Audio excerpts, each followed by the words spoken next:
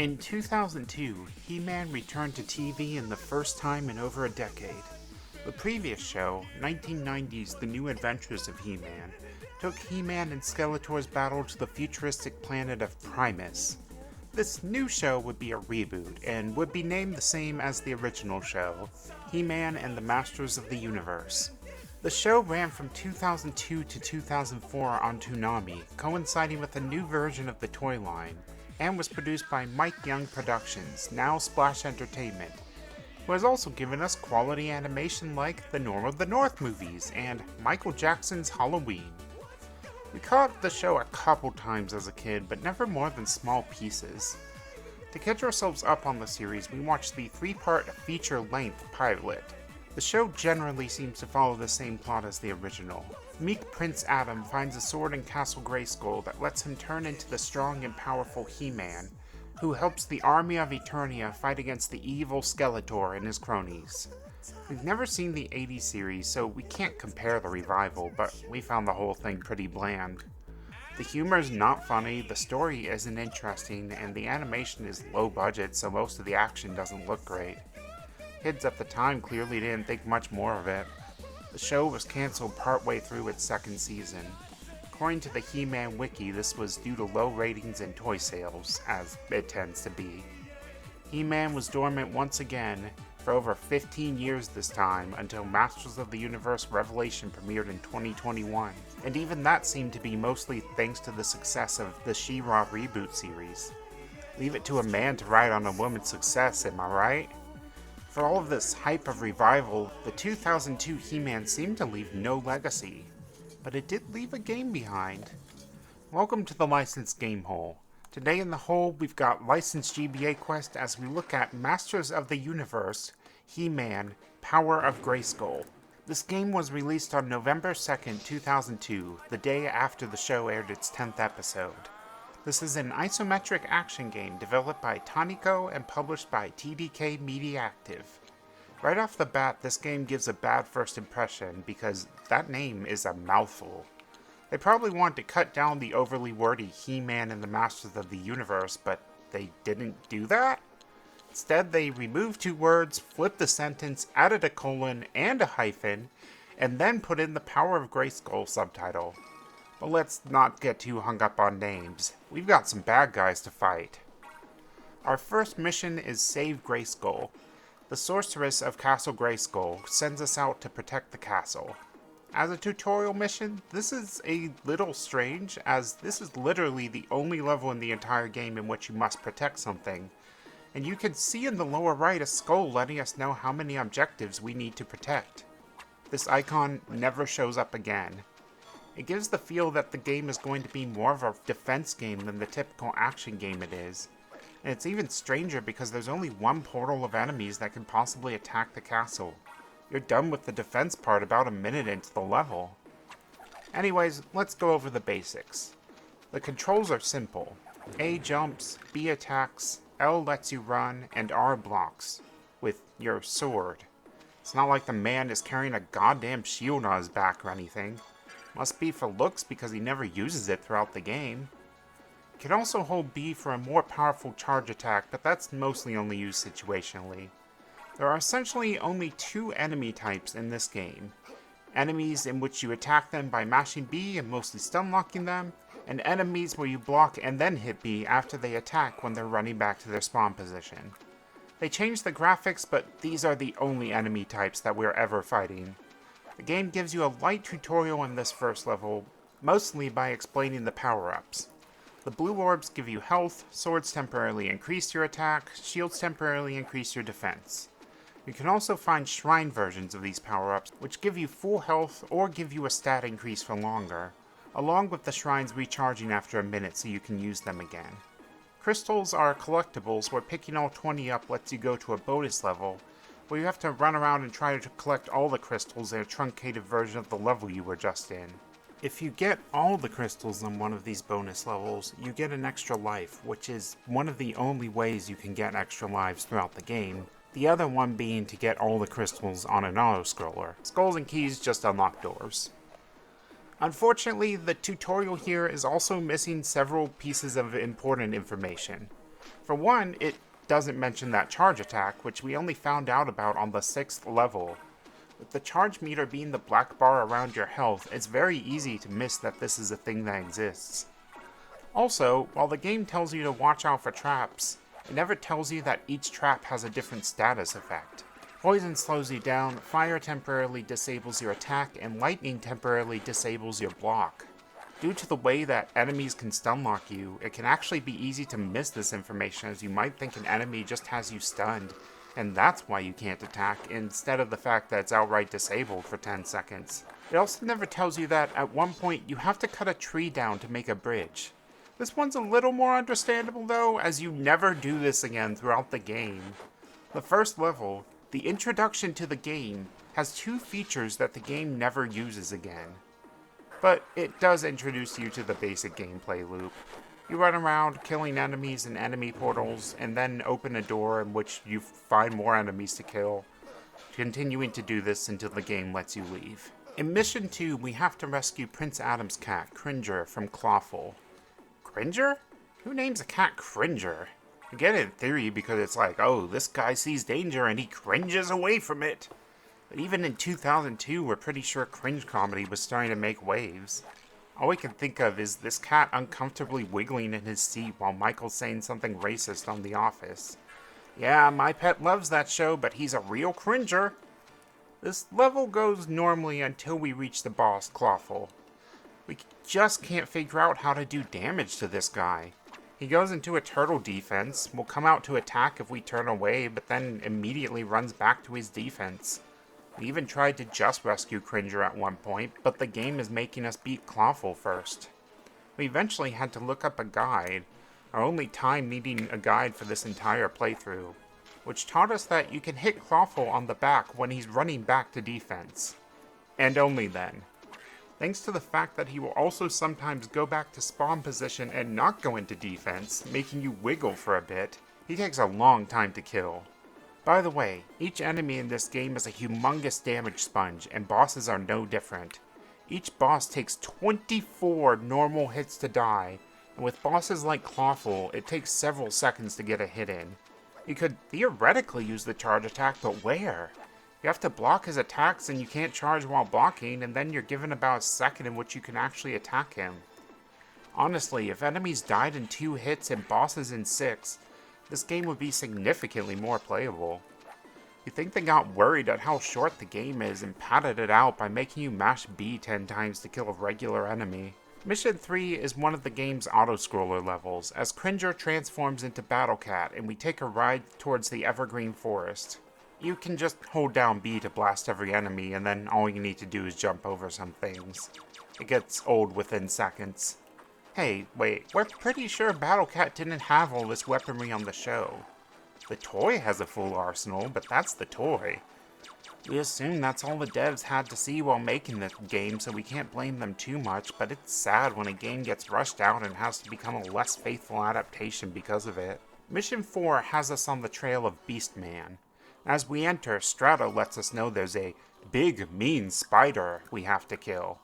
So, while we're talking about adaptation, let's talk about another of this game's major adaptation problems. Same voice. We communicate with several members of the Masters of the Universe throughout the game. The Sorceress, Strato, Man-at-Arms, Orko, and they all talk exactly the same. They give you basic objective information with no personality. We want to praise it for having multiple characters instead of one mission control person, but when they all talk the same, who cares? It's a small thing, but something like Orko being scared of a boss while Man-at-Arms wishes he was there to fight alongside you would have gone a long way towards the overall experience. Hey, you know what else would have gone a long way? Not making you lose a whole ass life when you fall into a pit. You only start with 4 lives, and the platforming the game makes you do can be a great way to burn through them. As always, platforming in an isometric space just doesn't work well. If you game over, you start back at the start of the level, and no thank you. From here, you'll see us start to throw down save states anytime we have to do platforming. At the end of the level, we face Beastman, the worst boss in the game. Every time you hit him, You have to wait 5 seconds as he does this weird vibration, jumps up in the air, and then attacks you. He's invincible during this entire period. The boss fight takes almost 4 minutes, and you do nothing besides block until your single chance to attack. We spent most of this boss fight watching Frizz chase a ladybug. In Mission 5, we have to help Man-E-Faces take back the Palace of Eternia. Whoa, whoa, whoa! We were just in the forest, and now we're back at the palace? At least last time we got a transition level, we're just suddenly here now. Made a huge trip into the forest to kick Beastman's ass, and we left the palace completely open for Skeletor to come fuck it up, I guess. He-Man is really bad at his job. Anyways, this level introduces us to the best enemy in the game. These golem ogre gorilla things with just the greatest sound effects. Sounds like a scream from one of Cringer's favorite videos. This level is pretty boring, and honestly, this was when we considered calling it a wrap on this game. It's not like we were going to see anything new from here. The game would have to make a real dumb move, like, I don't know, suddenly go real heavy on the platforming. Oh, you motherfucker. Mission 6 is when the game actively punishes anybody who's still playing it at this point. We have to respect it because, hey, at least it stopped being boring. Not only is this level heavy on the platforming, but it also introduces timed skull triggers. We have to activate one and then run to an open door. What the game doesn't tell you is that these timed skull triggers also spawn new traps and enemies that were not there before. And you can't run past these enemies either. The game doesn't actually expect you to make it past these sequences the first time, but it still revs you up by having Orko tell you you'll have to do the whole thing again if you fail. That's just rude. At the end, we fight Trapjaw. This is our first boss who uses a ranged weapon, and it plays entirely differently, as you have to... Just kidding. As soon as you get close to him, he goes to a single melee attack. At least he's quick. Mission 7 is another auto-scroller where we're flying to save Tila. She's apparently been kidnapped from the palace even though, like, we were just there. How did nobody stop this? On this mission, we're not riding on Battle Cat, instead riding on a Battle Hawk. The game doesn't explain this. We had to actually look at the toy line just to figure out what the hell he was riding on. Besides that, this mission also gives us some extremely unbalanced audio.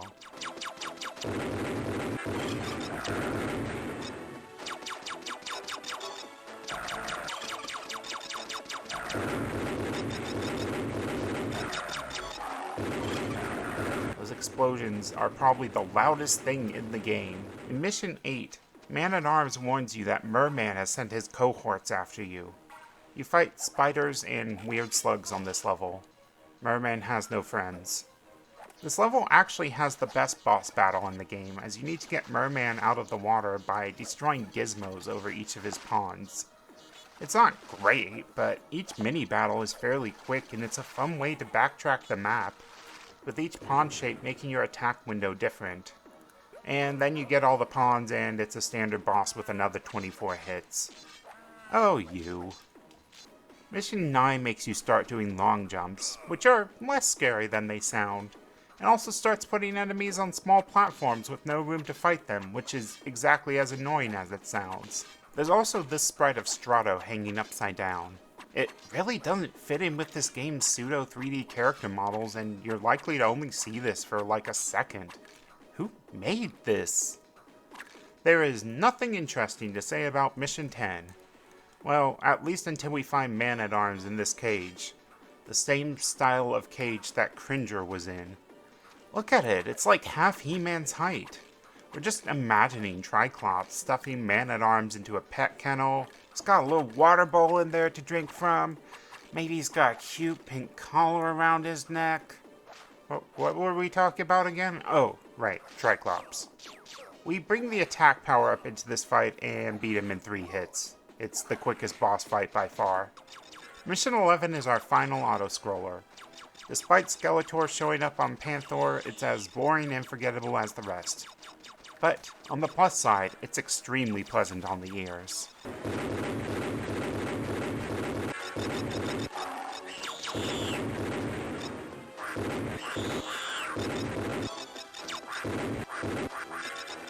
Mission 12 takes us to Snake Mountain. Hold on a minute. We were just at Snake Mountain. That's where Mission 10 said we were. So, we left Snake Mountain. We ran outside with Skeletor. And then came back to Snake Mountain? Where Skeletor got off of Panther and hauled ass ahead of us to set his bone doors up. We can't destroy these. They're basically just traps if you get too close to one. More of an annoyance than anything. This mission also acts like a mini boss rush, as we have to refight Trapjaw and Beastman. Yay. Our final mission, lucky number 13, is special. There's no level here, just a boss fight against Skeletor. This epic showdown is absolutely terrible.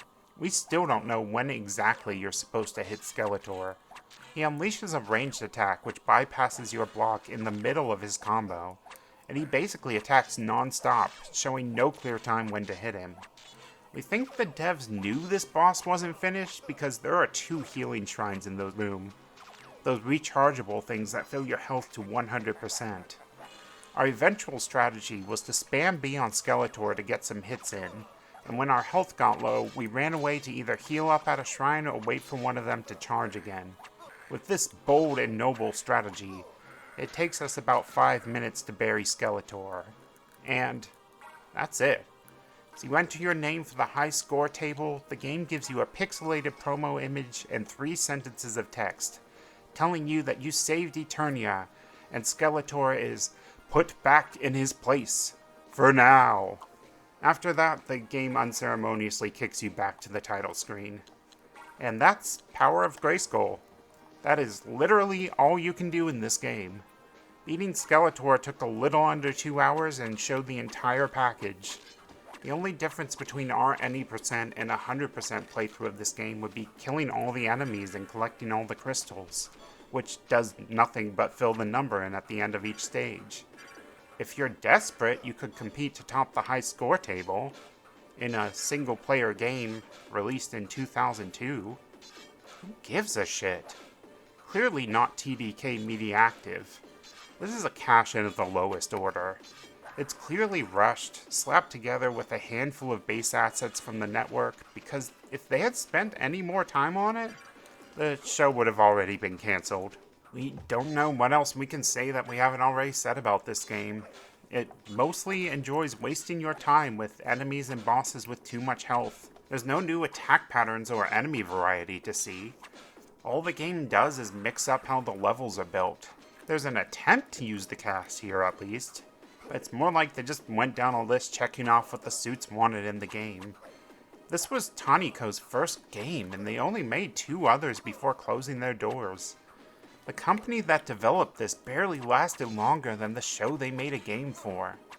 If there's a lesson here, it's that the 2002 He-Man series was a blight on whoever touched it, and we can only pray we escape from its curse. We give the still very badly named Masters of the Universe: He-Man - Power of Grayskull a 2 for adaptation and a 1 for fun. Thank you all for watching. This is our first new style game hole that lets us really stretch out and show more of a game, where before we probably would have stopped playing after a couple levels.